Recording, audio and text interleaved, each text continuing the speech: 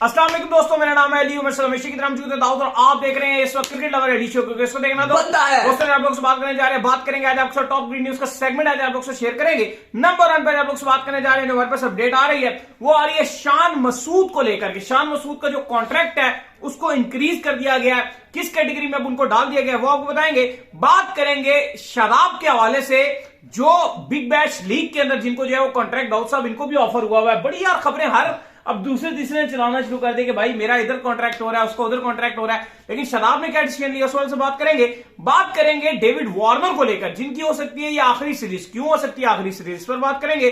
बात करेंगे आमिर को लेकर, क्या खबर है जी आमिर को लेकर, क्या आमिर क्या कर रहे हैं, क्या फ्रेंचाइज में जाएंगे, क्योंकि पीएसएल में ट्रेड का सिलसिला जारी है, क्या कराची किंग्स छोड़ेंगे या नहीं छोड़ेंगे, इस पर भी बात करेंगे। और बात करेंगे एशिया कप को लेकर, जहां पीसीबी और आपके एशियन क्रिकेट काउंसिल के दरमियान फड्डा और डेडलॉक आ गया है। पीसीबी उनसे कंपनसेशन मांग रहा है पैसे, कितने पैसे मांग रहा है और क्या मिलेंगे या नहीं, इस पर भी बात करेंगे। तो अगर आप हमारे चैनल पर पहली बार आए, चैनल को अभी सब्सक्राइब करें, साथ ही बेल आइकन दबाएं। तो बात का आगाज करते हैं नंबर 1 खबर के साथ जो हमारे पास आ रही है।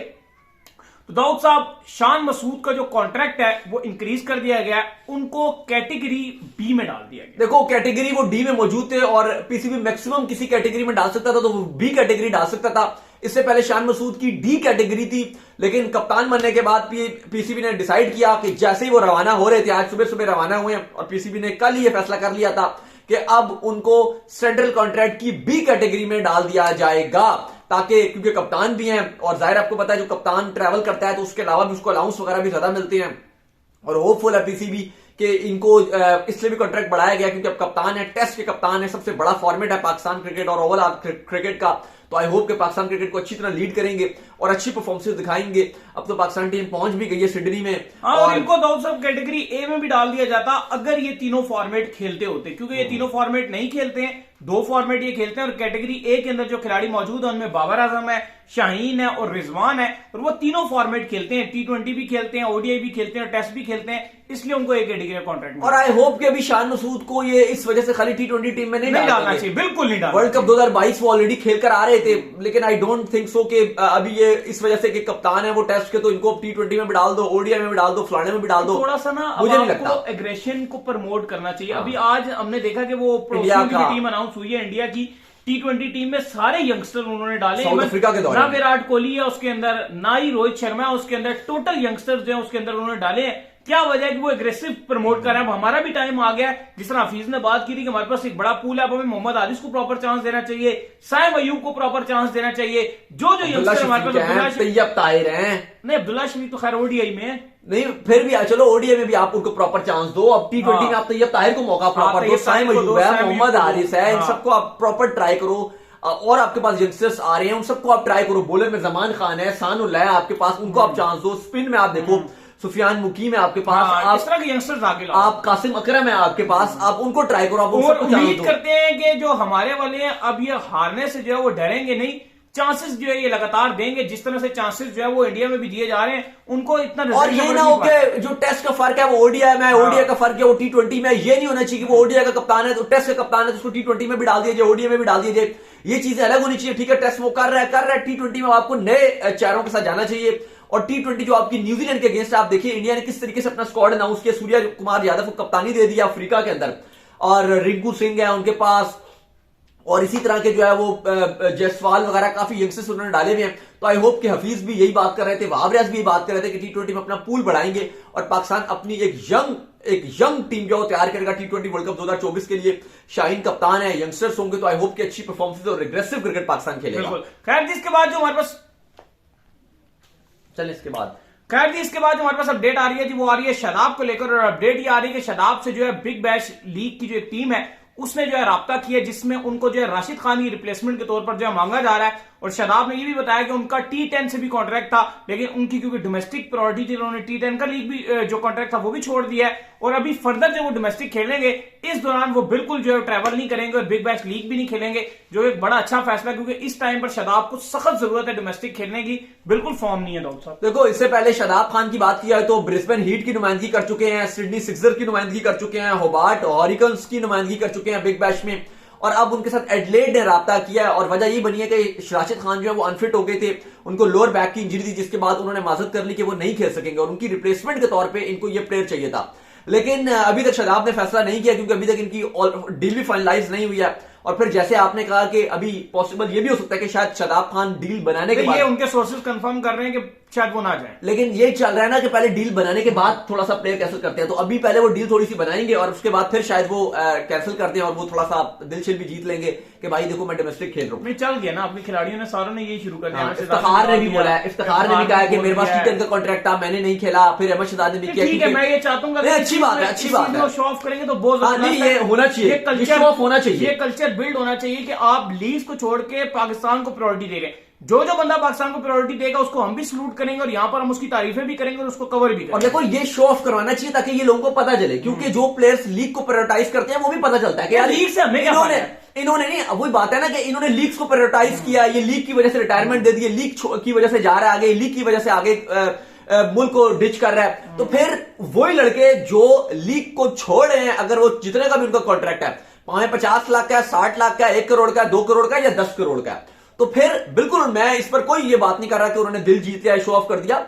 उनको बताना चाहिए आकर कि भाई हमने कॉन्ट्रैक्ट छोड़ा है और अपने मुल्क के लिए छोड़ा है। और देखें जैसे कि इमाद वसीम की आज जो है वो डील भी हो गई है बिग बैश लीग में, तो उनके लिए नेगेटिव चल रहा है। पाकिस्तान की मीडिया में जितना देख रहा हूं उनके लिए नेगेटिव रिपोर्टिंग है और वो डिजर्व कर रहे हैं इस वक्त नेगेटिव रिपोर्टिंग। इमाद को इतना सपोर्ट किया, इमाद को इतना वर्ल्ड कप में सपोर्ट किया जा रहा था, लेकिन अपनी रिटायरमेंट के बाद से इमाद वसीम टोटल जो है वो नेगेटिव खबरों की जद में है। एकदम से ऐसा लग रहा है कि फैंस ने उनके ऊपर से आदत डाली है, एकदम से ऐसा फील हो रहा है कि फैंस उनसे एकदम अलग हो गए और फैंस नाराज हो गए हैं। अब आप देख लो कराची की भी, उसके बाद कराची का भी साथ भी उनके रास्ते अलग हो गए हैं और आप देखो सिल्वर कैटेगरी में पीएसएल में भी खेलेंगे। और इवन हफीज ने बोला कि टी20 में हमारे प्लान में थे, वर्ल्ड कप के प्लान में थे, टी20 खेलने में क्या मसला था, आप लीग भी तो खेल रहे हो तो मुल्क के लिए भी खेल सकते थे। आप इतनी बार कह चुके हो कि पाकिस्तान मेरे लिए प्रायोरिटी है, हमेशा हमसे जब भी बात हुई बात ने एक ही बात बोली कि मेरे लिए पाकिस्तान से ज्यादा इंपॉर्टेंट कुछ भी नहीं है।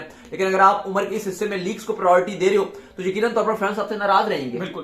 खैर जिसके बाद हमारे पास अपडेट आ रही है जी, वो आ रही है वार्नर को लेकर। तो डेविड वार्नर की जो है ये हो सकती है पाकिस्तान की लास्ट सीरीज और इसके बाद डेविड वार्नर जो है टेस्ट से रिटायरमेंट अनाउंस कर देखिए वो पहले ही कह चुके थे कि पाकिस्तान और ऑस्ट्रेलिया की जो टेस्ट सीरीज है वो मेरी आखिरी टेस्ट सीरीज होगी, 3 टेस्ट मैचेस होंगे। पहला टेस्ट मैच पर्थ में है, फिर एमसीजी में और आखिरी सिडनी में खेलेंगे और सिडनी टेस्ट उनके कैरियर का आखिरी टेस्ट होगा। इवन रिकी पॉन्टिंग भी आए हैं, उन्होंने भी काफी रिकमेंडेशन दिया कि अगर वार्नर जाते हैं तो रिप्लेसमेंट कौन होगा। मिचेल मार्श का भी नाम लिया, कैमरन ग्रीन का नाम लिया, उन्होंने कहा लेबुशैन 3 पर खेल लेंगे तो काफी चीजें बेहतर हो जाएंगी। अभी कैमरन ग्रीन को वेट करना पड़ेगा, फिर उनकी भी जगह बनेगी। लेकिन जो वार्नर है, जाहिर है जिस तरीके से उन्होंने क्रिकेट ऑस्ट्रेलिया की नुमाइंदगी किया, बहुत ही शानदार किया। टेस्ट क्रिकेट में भी जबरदस्त खेले हैं, टी20 में भी शानदार खेले और ओडीआई में भी बेहतरीन खेले हैं, लेकिन टेस्ट में वो बड़े मजे में नजर आते हैं। लेकिन वो कह चुके हैं, फैसला सुना चुके हैं कि अब वो टेस्ट क्रिकेट को खैर बात कह देंगे। काफी क्रिकेट उन्होंने खेल लिया है और पाकिस्तान और ऑस्ट्रेलिया की जो सीरीज है वो उनके कैरियर की आखिरी सीरीज होगी। बिल्कुल। जिसके बाद जो हमारे पास अपडेट आ रही है जी, वो आ रही है मोहम्मद आमिर के हवाले से। तो बड़ी बात जो है मोहम्मद आमिर को लेकर भी चल रही है कि कराची किंग्स से क्या बनेगा। कभी खबर आती है कि यार जो नसीम शाह है वो ट्रेड हो रहे हैं आमिर के बदले में, लेकिन अभी तक दाऊद साहब जो खबरें काफी क्रॉस सोर्स भी कोट कर रहे हैं कि आमिर स्टिल कराची में ही है। देखो ये बात तो कंफर्म्ड है, क्योंकि ये बात बिल्कुल कंफर्म्ड है, क्योंकि कोटा ग्लैडिएटर्स के जो बहुत ही करीबी लोग हैं वो इस खबर की तस्दीक कर रहे हैं। और खबर की तस्दीक यही है कि मोहम्मद आमिर कोटा में जाने के लिए ऑलमोस्ट उनकी हर चीज डील हो चुकी है। जो उनकी पैसों की बात थी कि कितने पैसे में बात चलेगी वो भी बहुत डन हो चुकी है। लेकिन कराची के ये कुछ सोर्स बता रहे हैं कि अभी तक कराची को रिलीज करने में कतरा आ रहा है, क्योंकि कराची की फीलिंग्स थोड़ी सी ये भी है कि अगर हम चले जाएं तो इसके बदले में हमारे पास क्या आ रहा है। अगर तो कराची ये उम्मीद लगा रहा है कि अगर तुम्हें नसीम शाह मिल जाता है तो वो तैयार है आमिर को रिलीज करने के लिए। लेकिन फिर वो सोच रहे हैं कि अगर नसीम शाह हम तक नहीं पहुंचता, क्योंकि उनको कोयटा का थोड़ा सा यह है ना कि कोयटा भी देख रही है, कभी किसी के पास चली जाती है, कभी किसी के पास चली जाती है। उनको यह है कि अगर तो वो कोयटा हमें नसीम शाह नहीं देती तो फिर तो वो आमिर को देने को तैयार नहीं है, क्योंकि खबरें ये हैं कि फिर वो चाह रहे हैं कि एक बॉलर तो हमारे पास रहे, क्योंकि हसन भी अब इनकी टीम में आ गया, मीर हमजा भी इनके पास है, तो ये होपफुल है कि हमारा अच्छा बॉलिंग अटैक बन जाएगा। लोकल बॉलर हमारे पास अच्छे होंगे और ड्राफ्ट में अगर एक तगड़ा फॉरेन प्लेयर बॉलर रख लेते हैं तो इनकी कंप्लीट बॉलिंग हो जाएगी। अगर आमिर भी रह जाते हैं, हसन भी आ जाते हैं, आमिर नहीं तो चलो नसीम शाह आ जाएंगे, हसन होंगे, मीर हमजा होंगे, एक दो स्पिनर ऐड कर लेंगे, मतलब एक अच्छा कॉम्बो बन जाएगा। लेकिन फिलहाल जो आमिर का है वो अभी तक दरमियान की बात चल रही है, ना समझ आ रहा है कि आमिर कराची में रहेंगे, लेकिन ये बात कंफर्म है कि आमिर और किसी फ्रेंचाइज में नहीं जा रहे। जाएंगे तो कोयटा ग्लैडिएटर्स में जाएंगे, नहीं तो यानी कि नदीम उमर और सरफराज की टीम में जाएंगे, या फिर मोहम्मद आमिर रहेंगे तो फिर यहीं पर ही रहेंगे कराची किंग्स में। कराची थोड़ा सा जो है ना, वो असल में पहले कराची बिल्कुल मूड में था कि आमिर और इमाद को बिल्कुल निकाल दिया जाए। थोड़ा सा आपको बताया था कि नाराज भी थे जियो को लेकर के, यहां वहां पर बैठे हुए शो कर रहे थे। लेकिन अब कराची ये भी सोच रहा है कि अपना भी देखो, इमाद जा चुके हैं, अभी तक उनके पास कप्तान शान मसूद की डील अभी तक नहीं बैठी है, क्योंकि बदले में जो इनका मुल्तान सुल्तान है वो भी तैयब ताहिर मांग रहा है।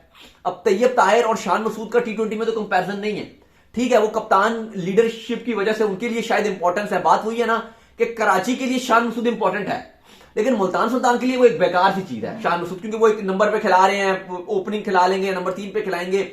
रिजवान के पास ऑलरेडी एंकरिंग के हैं, इतने सारे एंकरिंग के लिए जरूरत भी नहीं है, तो इतना उनको सरदर्दी नहीं है। लेकिन वही कराची के लिए एक बड़ा खिलाड़ी है। अब तैयब ताहिर एक ऐसा खिलाड़ी है, उभरता हुआ स्टार है जो हार्ड हिटिंग भी करता है। अब मुल्तान तैयब ताहिर मांग रहा है, मुल्तान को तो बहुत फायदा हो जाएगा इस डील में। मुल्तान की तो विन विन पोजीशन है कि भाई तैयब ताहिर तुमने ले लिया और शान मसूद दे दिया, लेकिन कराची को कप्तान तो जरूर मिलेगा, लेकिन उनको तैयब ताहिर जैसा मिडिल ऑर्डर प्लेयर चला जाएगा उनके पास से। ऑलरेडी इमाद वसीम जा चुके हैं, आमिर का अभी डाउन हो रही है। हाँ, आमिर का अभी तक कुछ समझ नहीं आ रहा, आमिर आ रहे हैं जा रहे हैं, अभी तक वो बीच में तैयार है, मेंटली तौर पे प्रिपेयर है कराची के आमिर को रिलीज कर दे, लेकिन वो देख भी रहे हैं कि हमारा एट द एंड कॉम्बिनेशन भी ठीक बन जाए ना, ये ना हमारे पास कुछ बचे ही ना। तो ये चीजें चल रही हैं, लेकिन आमिर का अभी तक फ्यूचर डिसाइड नहीं हुआ कि क्या वो कराची में रहेंगे या फिर कोयटा में जाएंगे। ऑलमोस्ट कोयटा के साथ उनकी डील्स फाइनलाइज हैं, लेकिन कराची इस टाइम कंफ्यूज नजर आ रहा है। कराची की जो मैनेजमेंट है, आपको पता है कि जो आपके मुल्तान सुल्तान के जो मैनेजर थे हैदर साहब, वो इस टाइम कराची के साथ जुड़े हैं और वो काफी कुछ कराची में चेंजेस भी चाह रहे हैं, बहुत कुछ तब्दीली करना भी चाह रहे हैं। तो देखते हैं कि अब क्या फैसला होता है, लेकिन अगले 48 घंटों के अंदर मोहम्मद आमिर का भी फैसला हो जाएगा कि वो कोयटा में जा रहे हैं या फिर यहीं पर रहेंगे। बिल्कुल जी। इसके बाद जो अपडेट आ रही है जी, वो एशिया कप को लेकर आ रही है। तो पीसीबी और जो एशियन क्रिकेट काउंसिल है उनके दरमियान जो डेडलॉक आ गया है। डेडलॉक इस चीज को लेकर आया कि पीसीबी का ये कहना है कि जो आपने हाइब्रिड मॉडल जो मुतासिर कराया था, या जो भी आप लेकर आए थे हाइब्रिड मॉडल, वो आपकी वजह से जो वो आया था, और इसके अंदर जो हमें खर्चा आया वो तकरीबन $2,87,000 का जो है वो खर्चा आया, जिसमें हमने 4 चार्टर्ड फ्लाइट्स जो है लिए हैं, चार्टर्ड प्लेन के थ्रू जो है फ्लाइट्स करवाई है। पीसीबी ने बीच में एक कोशिश भी की कि चार्टर्ड फ्लाइट्स में जो है वो उनको नॉर्मल पैसेंजरों को भी ट्रैवल करवा दें, लेकिन सिक्योरिटी की वजह से फिर उन्होंने ये नहीं किया, जिसमें अफगानिस्तान और ये जितनी भी पाकिस्तान आई थी, श्रीलंका, इनको वापस श्रीलंका लेकर जाना, श्रीलंका से पाकिस्तान आना। तो इस चक्कर के अंदर $2,87,000 लगे, जो कि लगभग 8 करोड़ रुपए बनता है। तो ये पीसीबी जो है डिमांड कर रहा है एशियन क्रिकेट काउंसिल से, जो कि वो बिल्कुल देने को तैयार नहीं है। ये भी पीसीबी डिमांड कर रहा है, फिर पीसीबी कह रहा है कि हाइब्रिड मॉडल की वजह से, क्योंकि इंडिया पाकिस्तान नहीं आई हुए तो नहीं, इंडिया पाकिस्तान चलो वो तो होटल्स का तो दिया है ऑब्वियसली, लेकिन वो बात यह ना कि इंडिया पाकिस्तान नहीं आई तो वो भी एक बड़ा नुकसान हुआ है, क्योंकि श्रीलंका को चलो प्रॉफिट भी हुआ और पाकिस्तान की इकोनॉमी के लिहाज से भी नुकसान हुआ है ना, कि वो उस तरह से जो मेजर आपने खुद भी देखा था श्रीलंका में बहुत जो इंडिया के मैचेस थे या पाकिस्तान इंडिया के स्पेशली मैचेस देख लो, उसमें ज्यादा हाइप थी बिल्कुल, एज कंपेरिजन जो पाकिस्तान में मैच हुई उनकी तो बिल्कुल भी हाइप नहीं थी। तो टूरिज्म उस तरह से नहीं आया, बिल्कुल भी नहीं आया। कोई का दुका थोड़े बहुत बंगाली फैंस आ गए थे, थोड़े बहुत, वो भी बहुत माइन्यूट से, या कुछ अफगानी थे बहुत, वो तो यहीं के लोकल ही अफगानी थे। तो उस तरह से सपोर्ट बिल्कुल भी नहीं था, श्रीलंका ने तो बिल्कुल ही नहीं आया, उन्हें पता था हमें अपने मैच मिल जाएंगे देखने को, वो आई नहीं। तो बिल्कुल 0 पॉइंट भी आप कह लो कि बिल्कुल ही ना होने के बराबर क्राउड आया जो फैंस होते हैं। लेकिन श्रीलंका खूब ट्रैवल किया, तो पीसीबी उस पर भी मांग रहा है कि जो हमें कंपनसेट किया जाए, जो मेन जंग है जो एशियन क्रिकेट काउंसिल ने कमाया, अब उसमें हमें मेन जंग दिया जाए, क्योंकि हम होस्ट थे, श्रीलंका को तो फायदा हो गया। लेकिन खबरें ये है कि एसीसी बिल्कुल इस बात पर जो है वो देने से मना कर रहा है और कोई बात खास नहीं कर रहा है, और पीसीबी को एक बार फिर से लॉलीपॉप दिया जा रहा है। तो उम्मीद करते हैं आज का हमारा शो आपको आएगा पसंद आया। वीडियो को लाइक कीजिए, हमारे चैनल को सब्सक्राइब कीजिए, साथ में बेल आइकन को बजाइए, और एक और काम कर लीजिए इंस्टाग्राम के ऊपर जाइए, फॉलो इंस्टाग्राम में मुझे फॉलो कर लीजिए, वहां पे मैं मौजूद हूं, दाऊद क्रिकेट के नेम से। अगर आपको सवाल हो तो भेजिएगा और इनको भी फॉलो कीजिए। मैं क्रिकेट लवर ऑफिशियल के नाम से लिंक डिस्क्रिप्शन में मौजूद है, जाइए फॉलो कीजिए। नेक्स्ट वीडियो में अल्लाह हाफिज़।